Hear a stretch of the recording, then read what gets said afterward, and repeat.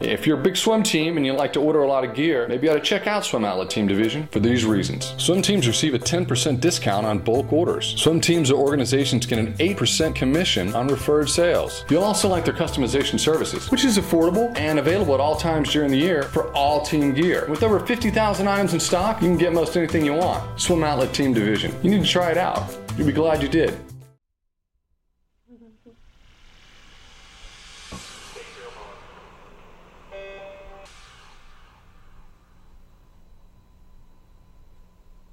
This is the Morning Swim Show for Friday, June 21st, 2013. I'm your host, Jeff Cummings.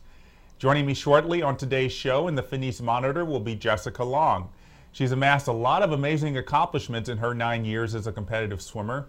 17 Paralympic medals, 12 of which are gold. The Sullivan Award in 2006.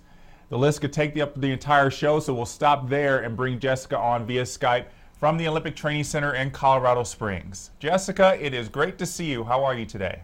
Hi, good. How are you, Jeff? I'm doing very well. So we know that we've been following all the news about the wildfires there in Colorado Springs. How far are they away from the Olympic Training Center? I'm not actually sure. I think it's about a 10-minute drive. It's pretty close.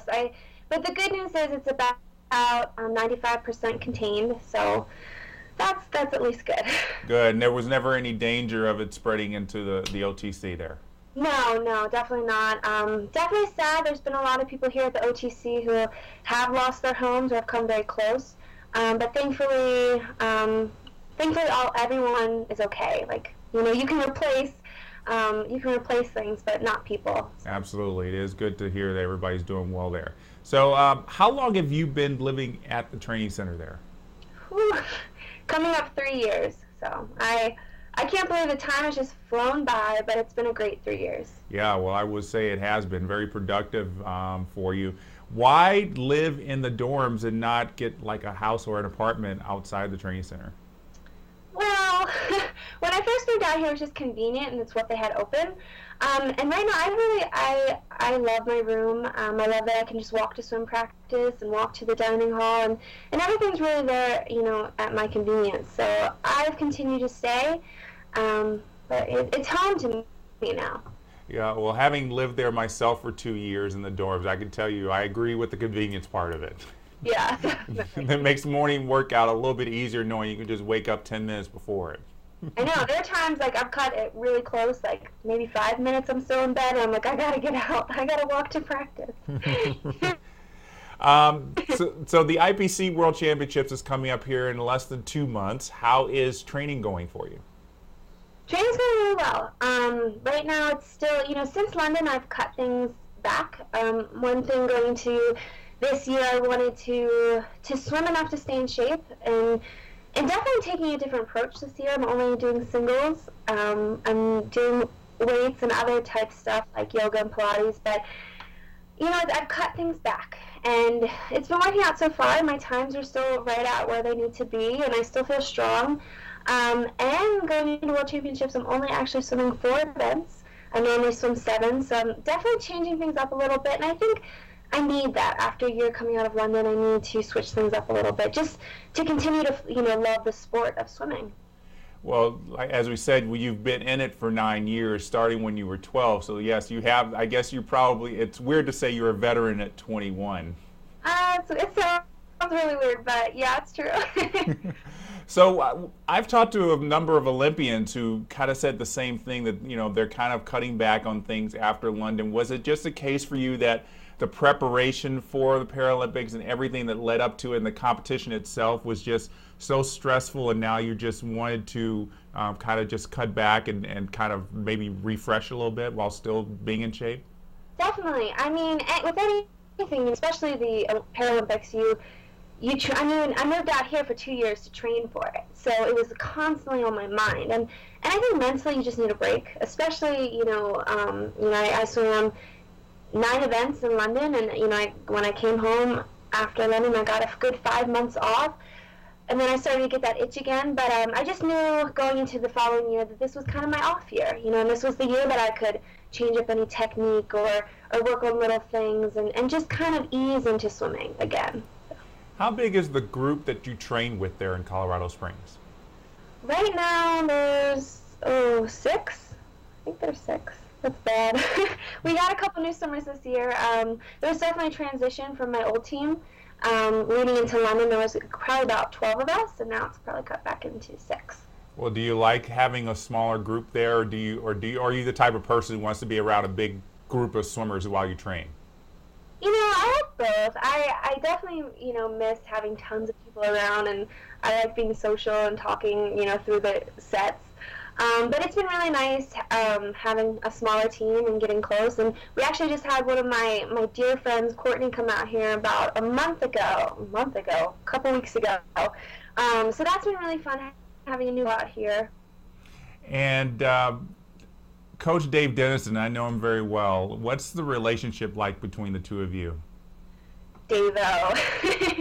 He's a great coach. I have really enjoyed swimming with him and for him, and it's been an honor, and everything that he's been through, as an athlete and a person is inspiring to me, and I love going into practice every morning, not knowing what he's going to throw at us, and always knowing that there's going to be a challenging set and stuff that I'm not even sure that I can do, and he believes in all of the swimmers, and he's always pushing us. And yesterday was one of the hardest practices.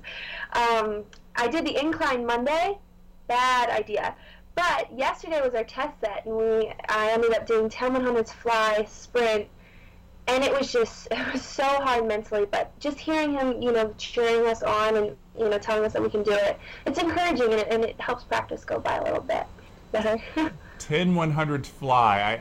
I think I just, my brain just can't comprehend sprinting 10 100s fly. What was the interval, and what were you holding on them? Oh, gosh. Well, we were doing them on 3 minutes off the block, and I wasn't holding exactly what I wanted to, but I was finishing the set. And I finished, I averaged long course about 121.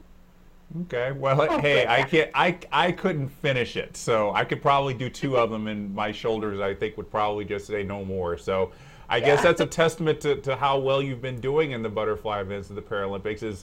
Is butterfly, 100 fly going to be one of your focus events at Worlds? Yeah, definitely. My goal time is to get around 108, 108 or 109 at come Worlds. And I think it's possible. I want to do it. And, especially with being, my last swim meet with Dave, after the World Championships, I'll be moving out of the OTC and going back home to Baltimore. So we have a lot of goals for Worlds. I definitely think I can achieve them. Well, it's very interesting. You're going back to Baltimore. Do you have an idea who you're going to be training with when you go back there? There's some people I'm considering. It's still kind of just figuring it out. I'm really just excited to move back and be closer to my family. I'm one of 6 kids, so I love my family. There's something always going on, and so that's kind of the first step, is figuring out where I'm going to live, and then we'll go from there with swim teams.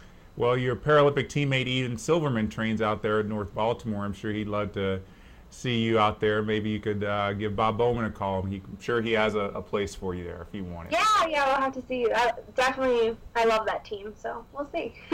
Well, as I said, you've been a fixture on the Paralympic team for 9 years. What major changes have you seen in Paralympic swimming that have made the sport better?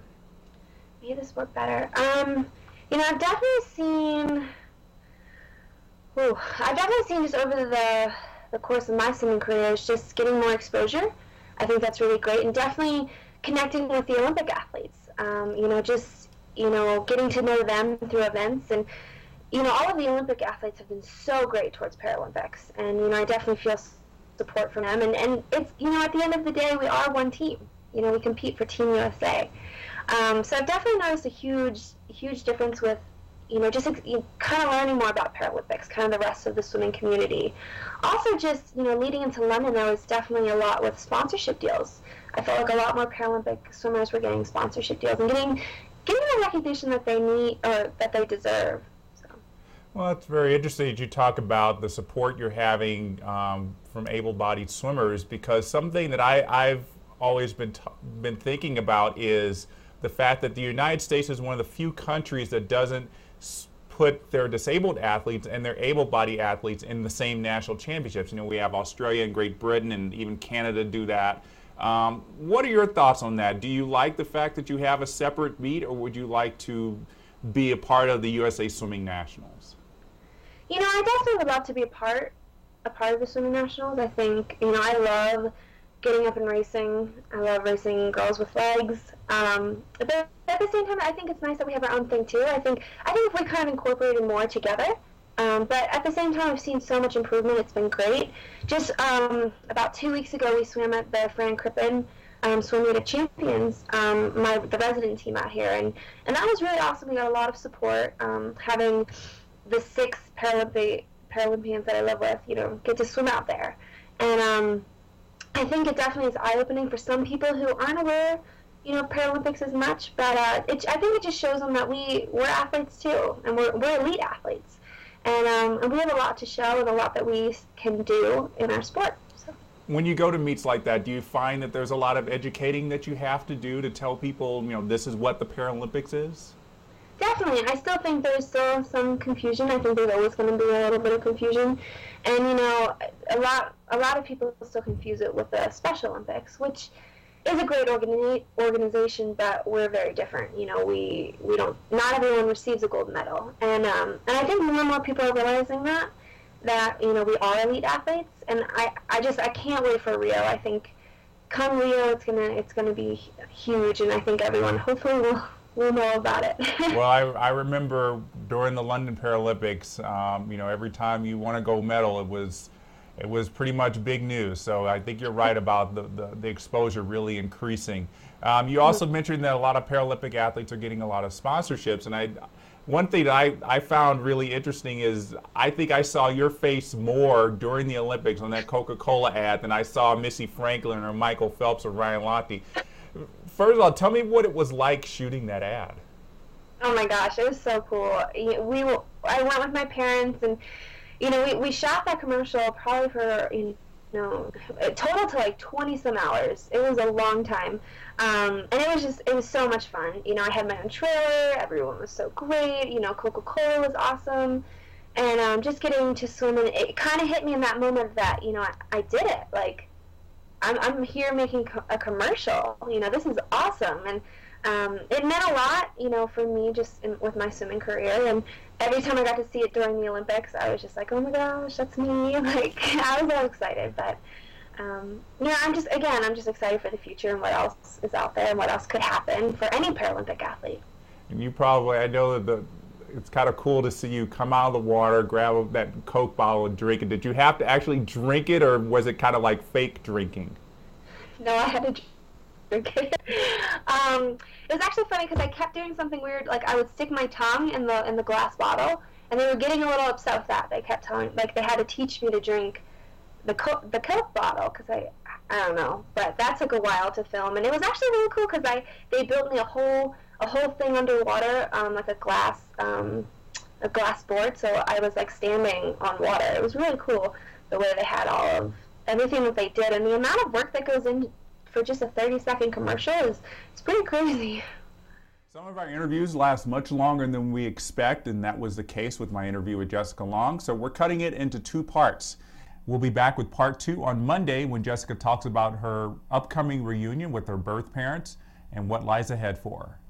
That's going to do it for today's edition of the Morning Swim Show. Have a good weekend, everybody. I'm Jeff Cummings, and we'll see you back here on Monday.